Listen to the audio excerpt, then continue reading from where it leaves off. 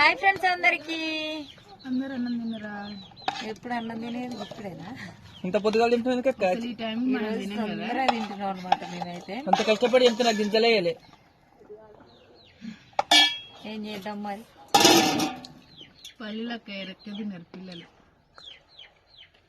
మీరందరూ అంటే మీకు ఇట్లా కూర ఇష్టం లేదా? కూర ఎట్లుంది అమ్మి చెప్పలేదండి. నేనైతే మంచిగా వండిన కూర అయితే, నేనైతే ఏ కూర అయినా కానీ ఇష్టంగా వండుతా.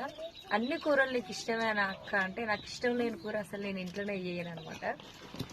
అందుకే నేను ఏ కూర చేసినా నాకు చాలా ఇష్టం అంట.